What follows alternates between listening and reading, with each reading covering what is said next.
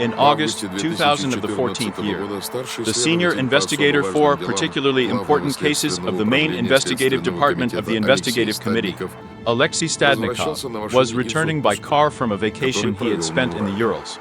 It was the summer of August. To be honest, I didn't know very much about what was happening in the Moscow region in Moscow. Towards nightfall, he stopped on the M-5 highway to rest a little. The road was long, and in a few days, he had to return to work. Alexei chose a place on the side of the road where there are fewer lights. He leaned back his chair and closed his eyes. I, just like some of the heroes of the investigation, slept in a car on the side of the road. On the same night, Albert Yusupov, a dancer, was driving along the same highway. At some point, his wheel exploded.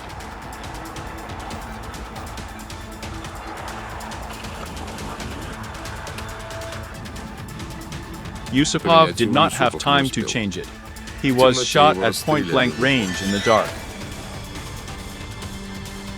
On the highways of the Moscow region, they began to talk about a daring gang.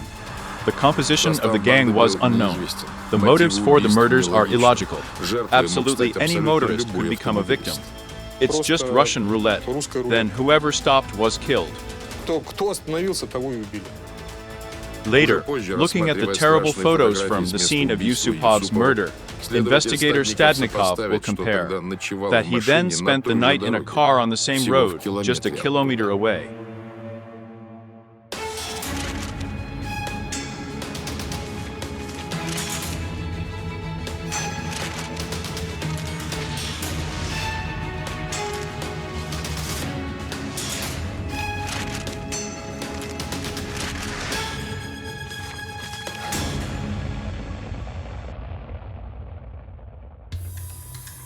Disturbing messages in the reports of the Ministry of Internal Affairs in Moscow and the Moscow region appeared for the first time in a year. A resident of the village of Mendeleev near Moscow was killed. He was sitting in the car with his girlfriend. Unknown people knocked out the windshield and started shooting. The man died on the spot. The woman survived. The director of a construction company was shot dead in a car standing on the side of the road. In the dead of night, the driver who changed the wheel was killed. On the border of the Moscow and Ryazan regions, a car with 3 residents of Ryazan was shot. Only one survived. The murder on the highway is not motivated because the motive was initially not very clear to us. Random people were shot on the roads or parking lots, as a rule, between midnight and 4 o'clock in the morning. Their cars were parked on the side of the road. Emergency lights were flashing in the dark. The wheels were damaged by some unknown device. The typical scheme of committing a crime was quite simple, which is why it worked. As we know, it was some kind of deserted highway. At night, the reception was triggered with the car stopping, and when the car stopped, it means that the gang members jumped out of the bushes, shot everyone, took everything they could, and disappeared in general in the dark. But it wasn't just motorists who were killed. The same audacious crimes were committed away from the highways. 4 workers were shot dead in a construction trailer near the lost station.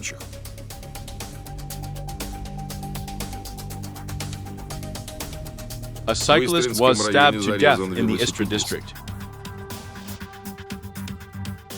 In the center of Moscow, a daring raid was made on the car of Chinese entrepreneurs. 17 million rubles were stolen. There was one of the crimes that fell out of the usual order of committing a crime, because it was committed in front of a large number of people during the day and in general, in any place. It's just not related to each other. Some crimes that are similar in some parameters, but we have to admit that there were a lot of different things in these crimes did not fit into a single scheme and a single method of committing a crime.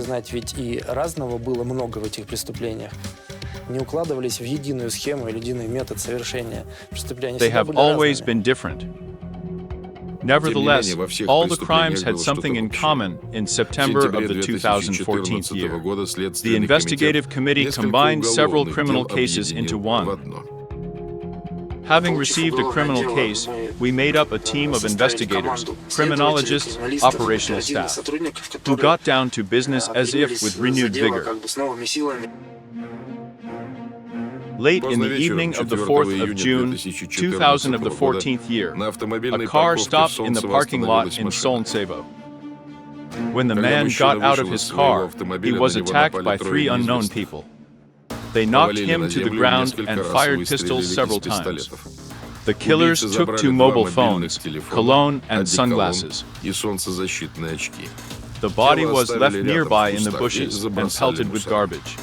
The deceased was a police officer, Oleg Tolmachev. Everyone seems to be working. Operatives are working, investigators are working, criminologists are working, and we can't find the clue that will stop that gang.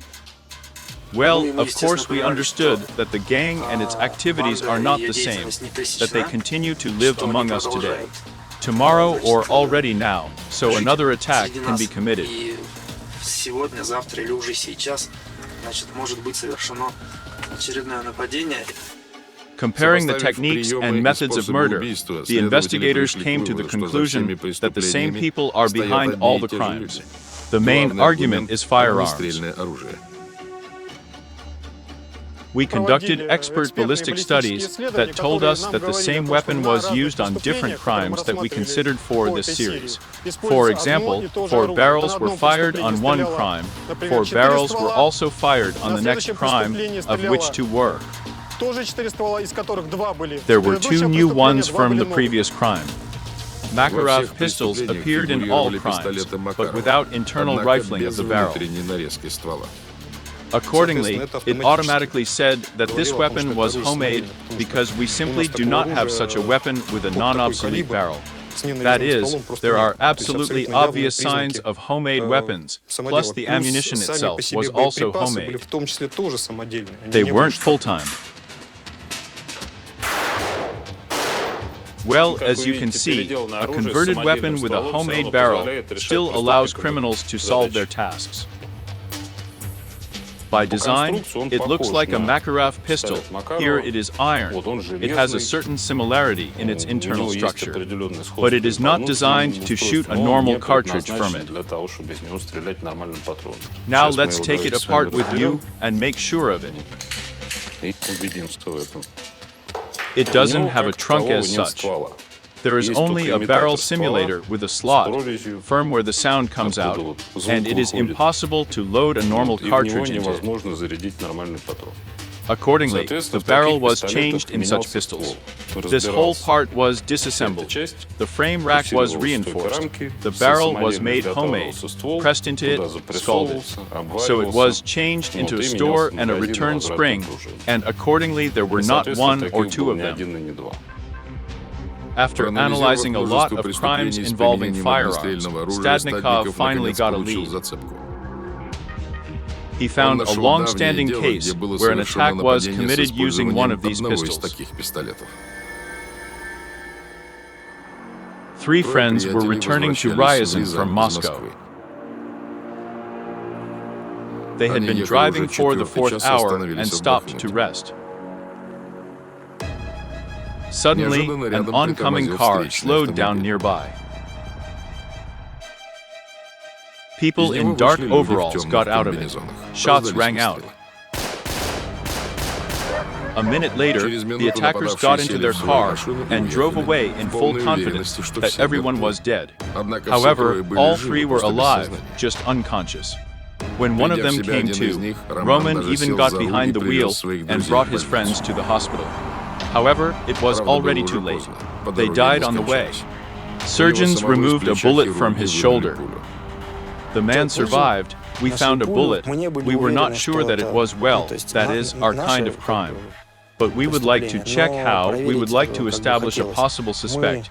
It turned out that the organizer of that attack in Ryazan was a certain Rustam of hers, so when studying his personality, well, in general, we established his relatives, a circle of acquaintances, and came out for some more attacks that together with the existing ones.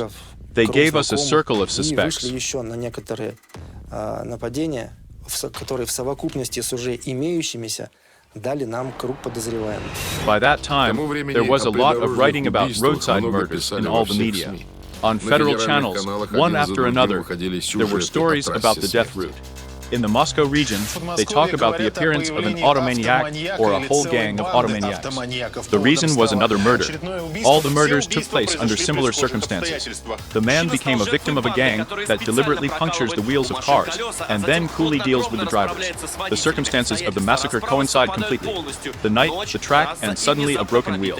Meanwhile, residents of villages near Moscow have already started talking about the appearance of the so-called car maniac.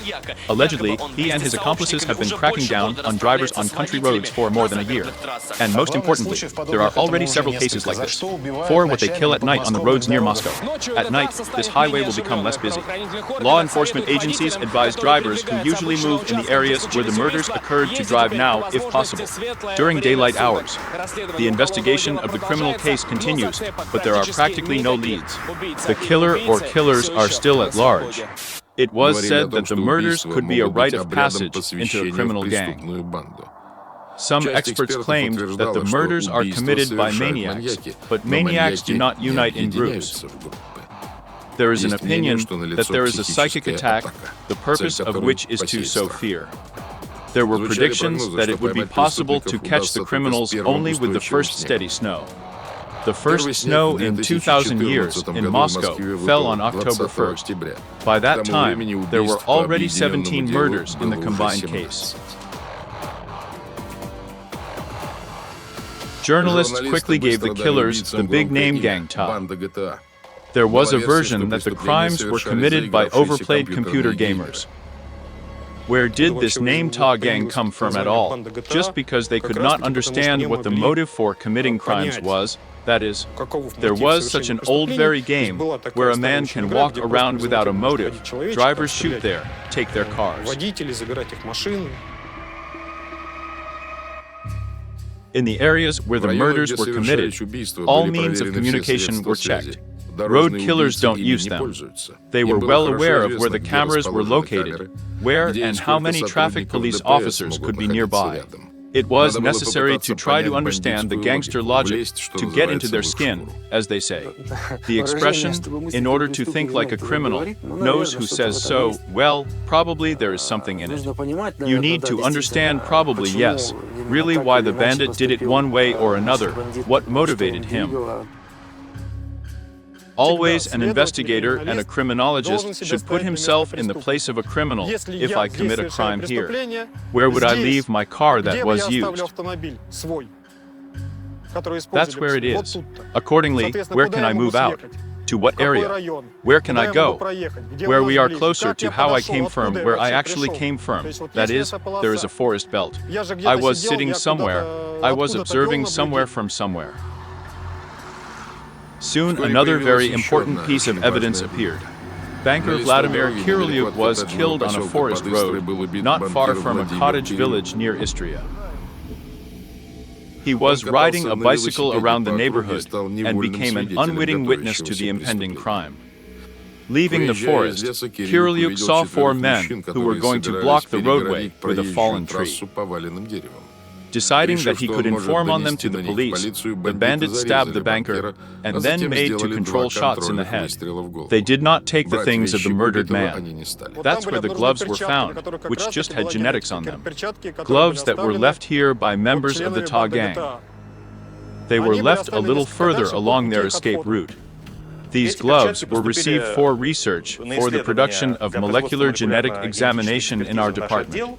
I am ready to demonstrate the study itself to you. We see areas of luminescence, and we assume that it is in these places that epithelial cells are concentrated. We made a clipping out of the glove, put it in a test tube, and the next step is DNA isolation. We examined it with the help of existing kits. A genetic profile was established for 23 loci. The genetic profile makes it possible to identify a person with absolute accuracy. His facial features are the growth of nationality. Experts concluded that the DNA found on the gloves thrown in the forest belonged to the banker's killer. Later, it turned out that it was the brother of the gang leader. They have thrown down the gauntlet. They have already acted with absolute impunity for almost 2 years. Naturally, it relaxes, and they consider themselves so unpunished by the smartest and wisest that they have deceived everyone. And now no one will find them. That is, they simply do not sufficiently assume how much all this will be investigated.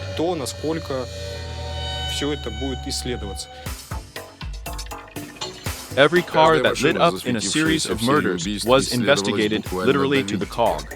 Every millimeter, every imprint on the body. Fortunately, the equipment allowed. Well, in this case, first of all, they are looking for traces of bullet casings. That is, they are looking for bullets that may have flown past the target, are not in the corpses. They are looking for casings that were formed when shooting, respectively. Since the car is open and criminals may have penetrated into the car, then they are necessarily looking for biological traces, fingerprints. With the help of a forensic light source, we search for biological traces with an oblique glow. You can see the traces of fingers. The withdrawal of traces is indicated by numbers, with some other designations, for the convenience of further analysis of the results. About 60-odd examinations were carried out within the framework of our laboratory. We were definitely looking for fingerprints, but in this case, the gang members, let's just say they were careful enough not to leave such obvious traces. And for the rest, they still tried to protect themselves as much as possible from leaving any fingerprint or biological traces.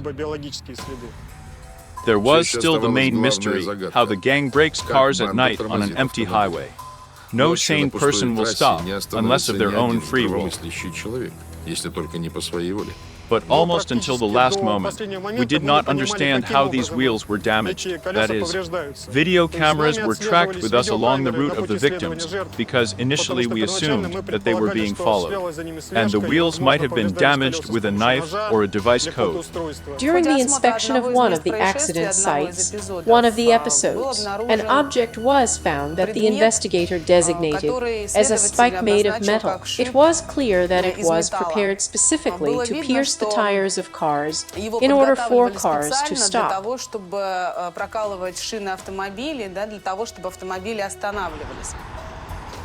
That is, they were small fragments, about 5 by 5 or 5 by 7 centimeters of metal, to which such corners were vertically welded triangles, respectively, with a sharp edge up. In fact, it looks very much like a homegrown stationary button, but these spikes, as I understand it, they did not really like them, because they were bent wheels of heavy-duty vehicles. These are the spikes of the first sample. The bandits were not very satisfied with their effectiveness. Soon, the bandits improved the spikes, made new ones.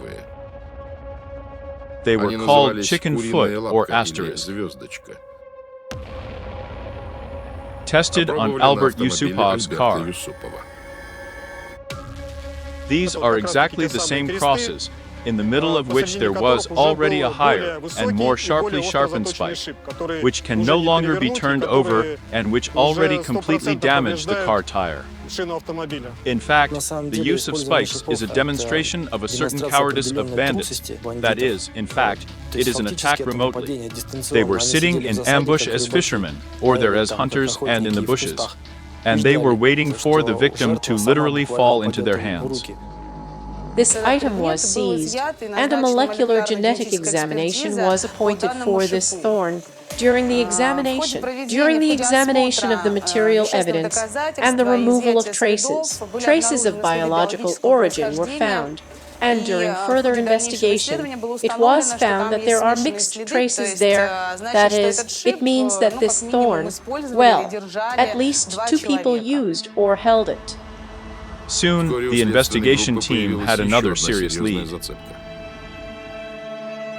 On the night of the 3rd of September, a driver named Borisev stopped to refuel on the Makad in Yasenevo. He was attacked by 3 men at a gas station. shot in the leg, and hit on the head with a bat. An ordinary random, and a person who happened to be in the wrong place at the wrong time. A gas station employee came out to the noise, who called the police and an ambulance. At this time, another car pulled into the gas station. Her driver refueled and left, but returned a few minutes later. He said that he saw 3 attackers on the side of the Makad nearby. He and Borisev decided to catch up with the bandits.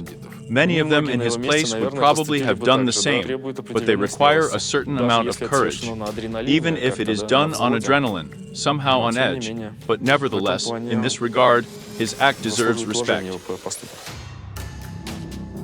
In the area of the trade union street, they managed to pin the attackers to the training. And then Borisev saw a gun pointed at him. That was the end of the chase.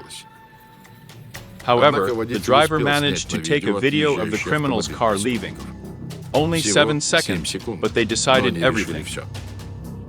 While watching this video, it was possible to partially establish the number. To improve the image quality, and not entirely, but based on the fact that we had the brand color of the car and partially the number. It was already quite easy to install the car itself and its owner. It turned out to be Fazlidin Hasanov, who came to work from Uzbekistan. He was monitored. It turned out that he constantly communicates with 2 other migrants, Hazrathan Dadakanov and Beydulo Subkhanov. The fact that they had a fairly close circle of their own, that is, they were relatives, acquaintances from friendly republics, lived in principle next to each other in the same area, belonged to the same denomination. This made it easier for us when we first established them. All suspects began to be monitored. The operatives found out that they periodically go to the big highways and wander along the road for a long time there. They seem to be looking at the terrain. Sometimes they conduct shooting training in the forest. One day, after the exercises, they left a mannequin shot through. In use, the gang had at least 7 cars of different production, both imported and domestic. Also, these cars did not cause much attention because they were cheap old cars, mostly had numbers of foreign countries. That is, the Republic of Latvia, Belarus, Tajikistan. This was necessary for them, so that the video cameras could not track them either. Naturally, it was clear to us already at the investigation stage that we were dealing with a gang, characterized by a high degree of organization, stability, secrecy, and a sufficiently competent use of conspiracy means. It turned out that Beydulo Subkhanov also leads the gang. He plans the attack and assigns roles. All gang members obey him implicitly. The gang is built on the basis of kinship and fraternal ties. When we already knew the identity of the leader of this group, we also knew the main dominant traits of his character, which allowed him to be the leader of this gang, to commit such crimes, to be caught for a long time means, yes. We knew that the leader of the gang was quite cunning and cautious.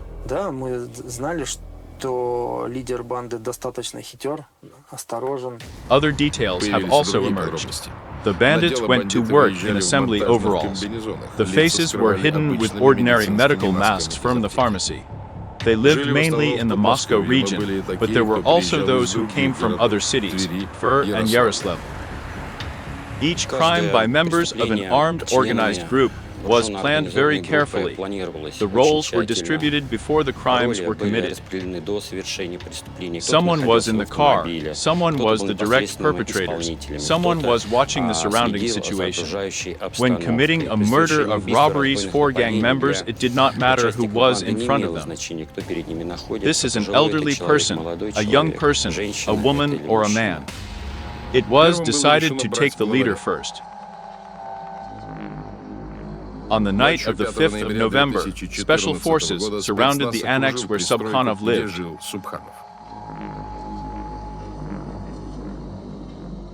On the offer to surrender, the bandit started a real fight. He shot back through a grenade.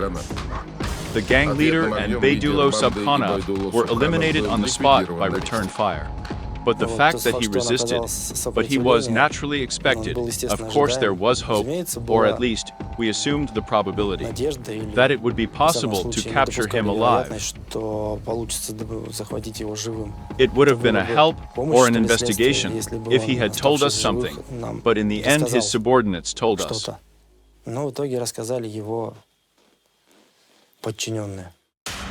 Immediately after the elimination of the leader, the rest of the gang members were detained. Some managed to leave. They were detained in Kazan, Chelyabinsk, Novosibirsk. 9 were arrested, and 5 more were put on the wanted list. 2 of them were caught in Tajikistan. Ta gang operated in the Moscow region for several years. During this time, about 15 people passed through it, mostly immigrants from Tajikistan and Uzbekistan. They worked on construction sites, taxed, cleaned the streets, and at the signal of their leader, they gathered and went to work. That is, visually, they did not pose any danger at all, although in reality they were beasts.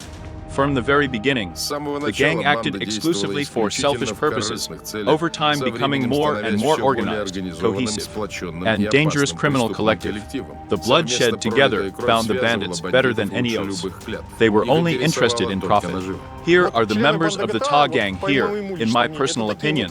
These are mutants who are just in appearance, who are people. In reality, they were not people. Human life has been reduced to zero absolutely. The gang always needed money to exist. The bigger the possible jackpot, the more carefully the raid was prepared. In all cases when they could, they took something away, 1 or 2 cases in total. When they did not take anything just because they were afraid of being seen, that is, if we talk about the motive, it was always a selfish motive. In one of the first attacks, they snatched 17 million rubles at once. On the morning of the 24th of September, 2012, bandits tracked down a Mercedes, in which Chinese entrepreneurs were sitting, and when he stopped at a traffic light, they blocked the car and, threatening with weapons, took a bag with cash from the salon. The bandits spent the money on buying cars, machine tools for the production of weapons, and false documents. With each attack, they often received quite large loot, that is, ranging from several million rubles to even some items of clothing, I don't know, insignificant jewelry. They simply didn't disdain anything in cash. Within a few days, the investigation identified and detained all 9 bandits who were on the territory of Russia. When you chase after some criminal for a long time and desperately want to catch him, you naturally have a certain heap of expectations. From how it will be, who it is, what he looks like, what he will say, that is, it's like a certain apogee of your work. The evidence base of the investigation was strong. DNA examination of objects seized from crime scenes immediately confirmed that it was them. There was not the slightest doubt that it was they, in fact, thanks to the work that was carried out before the detention. They actually had no chance to somehow evade responsibility in general. The bandits immediately began to give confessions. What happened? How did the car get up? The car stopped here. We ran up to the bottom, walked and climbed up here. There was a man standing there. He approached and fired once. As far as his head flew away, he fired twice. However, they did not repent of anything. Moreover, they threatened. According to one surviving brother of the leader, he once stated during the verification of his testimony that if he had managed to take his machine gun from the guard now, he would have shot us all and gone into the forest. The investigators had a lot of work ahead of them. Interrogations of witnesses, accused, more and more new examinations. Out of 30 volumes, the Ta gang's case swelled to 100. In the end, yes, that is, we not only proved the involvement of gang members in the crimes that we had already investigated, but we also managed to solve new crimes that were not known about. We found the bodies of the victims, we found dug up, found living victims who did not contact law enforcement agencies for some reason of their own. Которые не обращались в правоохранительные органы по каким-то своим причинам. Here, on the roadsides dusted with the first snow, they told in detail how they killed. With a forest of cherries, and then in his mouth, he took out metal spikes from his backpack. They look like, so to speak, like asterisks, and they will throw them on the road.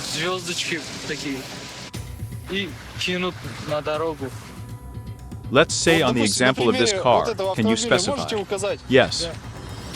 You will be able to depict on the layout of the gun in which part of the car you fired shots. That's it. For what purpose and where did you shoot?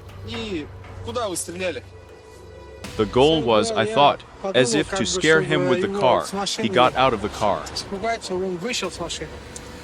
And to make it easier to take it, as it were, already. An investigative experiment is always some kind of living illustration of what has already been said. Everything that was previously in the form of a construction in the investigator's head acquires, in general, a picture, acquires sound, acquires its colors, smells. And why us? Yes, we had a gun in our right hand. And produce an ear. Yes. Where to? And then the gun was closed. Going to work, the criminals exchanged encrypted messages. Everyone had nicknames. Most are in Arabic. Akmal is a perfect offending Muslim, a worshipping slave. For conspiracy, all the gang members came up with fictitious names for themselves, which they were called not only at decent meetings, but also in public places. The leader Subkhanov had the nickname Gul. In Arabic mythology, this is a werewolf who lives along the roads and hunts, killing a traveler.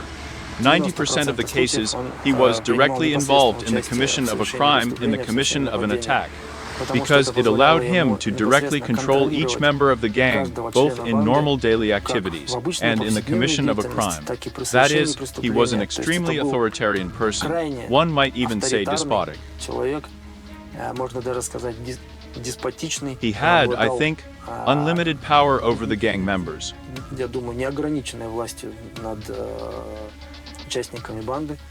They obeyed him implicitly.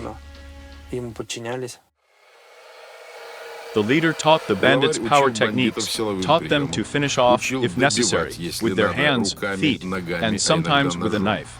So they finished off the banker Kirilyuk in the cottage village of the Istra district. First, 3 times Subkhanov and Beydulo became the leader of the gang. He shoots at the victim, who begins to run away from them. Subkhanov's brother and Beydulo also fires 3 shots. But even here the victim resists very actively, and the third participant of this attack runs up to help Subkhanov and Beydulo, and inflicts at least 20 stab wounds on various parts of the victim's body. The gang leader makes another control shot in the head. 36-year-old ringleader and Beydulo Subkhanov in Russia lived on forged documents. In the gang, he was known as Rustam Usmanov. He was a natural leader, unmistakably found those who are ready to obey. I solved all everyday problems for them: communication, housing, cars, work. Skillfully endeared himself to fellow countrymen. Subkhanov created a whole network of informants. Sometimes he paid for such information, but the data wasn't always accurate. In December 2000 of the 13th year, Subkhanov received information that on the Moose platform in the Yugorsky Passage, the movers would be given wages. The gang immediately went to work. 4 gang members entered the trailer, carrying military weapons, and made at least 20 shots, as a result of which all 4 were killed. Hurriedly searching the trailer, the gang members grabbed a bag, which they saw a sports bag, and left the scene of the crime. Обыскав вагончик, участники банды схватили сумку, которую увидели, спортивную сумку, и покинули место совершения преступления. The bag sees that there are dirty things and became nervous, said that there is no money there. That is, let's say this brutal murder of 4 people, they did not take any property. In the same murder at the Moose Station, they used a homemade submachine gun. They fired through a double-glazed window. There was a window in the door. In fact, it turned out that the bullets were not suitable. That's just one of the first such smoother bullets because it did not even penetrate the double-glazed window. It got stuck in the double-glazed window. That is, accordingly, the next time they already started doing sharper bullets. Cartridges with homemade bullets were being prepared. At first, they used worn-out iron ones. Then they began to make them with a shell in order not to spend money and not to buy factory ones. That is, there was a certain economic feasibility as far as I understood. They had quite a lot of experiments. They experimented with how to most effectively, well, actually kill people. One of the rules that Beydullah Subkhanov also established was that he forbade his subordinates to communicate, even though they were mostly relatives, and the sisters of some were the wives of others. The gang was as closed as possible, and all new members in the group were recruited exclusively by the leader. All passed through him. In order to join the gang of Subhans and Beydullah, the gang leader talked directly with each of them. And if the Subhans and Beydullah doubted whether this or that person could actually commit a crime, commit murder, he believed that it was necessary to check this person into the case. They covered up the members of the group. That is, in one crime you shoot, at another episode you shoot so that they were anointed, which is called blood, plus they checked the pistols. That is, they remade them, but the pistol can check it. Maybe it is worthless, which they did again. That is, they did not actually check someone else's life. He didn't trust anyone, collected information about everyone, arranged constant checks. He could have killed anyone. This was understood by all the gang members. In 2000, Subkhanov personally broke the heads of 2 taxi drivers with an iron crowbar. He needed their cars. He made it clear to the gang members that their fate was completely in his hands. When committing a crime, the gang leader Subkhanov and Beydullah provided other gang members with nondescript clothes, gloves, masks, weapons with silencers, and gang members were also purchased and subsequently discarded SIM cards of cellular operators so that they would not be detected. After the murders, the leader distributed money to his subordinates, rarely more than 1,000 rubles. These were people who had a rather meager set of habits or needs to eat quite unpretentious food and perform an elementary set of actions every day to meet with their partner, then follow the instructions of the gang leader. To sit and wait and watch TV, something was forbidden to them from this set.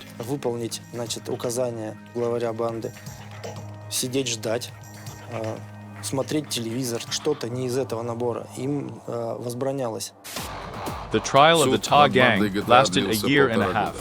Their position was that they committed crimes directly under threats, but meanwhile, during the judicial investigation, this version was checked in sufficient detail and was rejected as unjustified.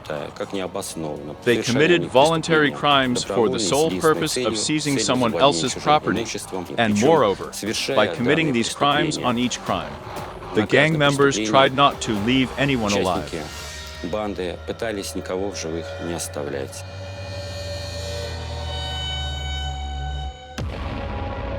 On the 1st of August, a regular meeting was held in the Moscow Regional Court. At about 2 o'clock in the afternoon, the defendants began to be lowered to the first floor to be separated in the pre-trial detention center. The 5 accused were accompanied by 2 escorts, a man and a woman. Although according to the instructions, each criminal had to be guarded by 2. In the elevator, the gang members began to discuss something in Tajik. "We have nothing to lose," said one of them, Allahu Akbar. They started jumping. The elevator got stuck between the second and third floors.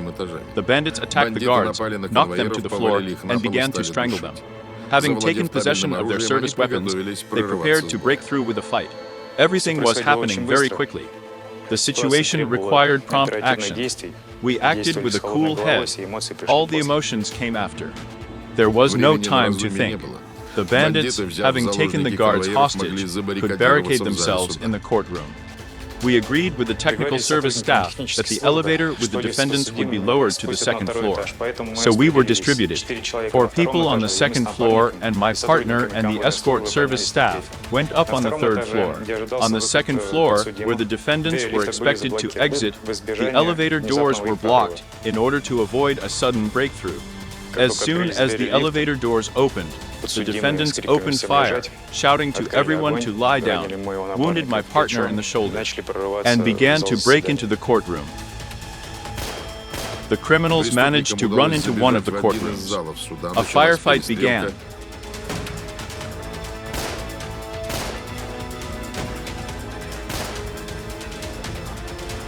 4 of the 5 bandits were killed on the spot. A number of media outlets indicated that the defendants tried to escape as a result of the fact that the jury allegedly handed down a guilty verdict. At the time of their escape, we considered only the 10th episode out of 15 that were changed by the defendants. That is, at that time we had not even discussed the measure of punishment that would be offered to the court for the defendants.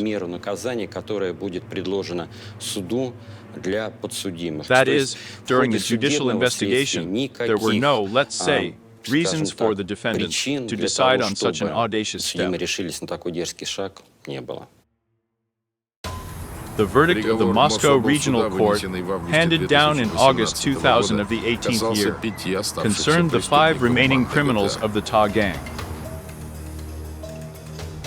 The court sentenced 4 participants to life imprisonment. Another gang member went to prison for 20 years. I believe that there was no remorse as such. This is evidenced by the subsequent complaints that were filed against this verdict to the Court of Appeal, where the defendants again began to assert that they had not committed these crimes.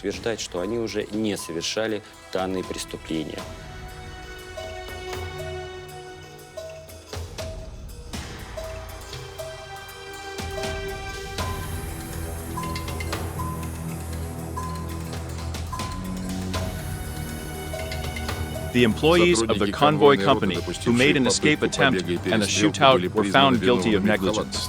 In December 2019, the court sentenced them to probation. The escorts did not need to violate, let's say, the rules of escorting. This is a basic rule after all, and of course, if I thought they were more thorough and read like me into what these people had done, they would treat them completely differently. If they saw how they committed crimes, how they just approached their people, were shot in the head without saying anything, without demanding anything, without making any claims to her, without demanding money, without demanding property. And they just came up and killed. The only survivor of the shootout, Hazrat Honda Dahanav, was hospitalized with a gunshot wound to the head.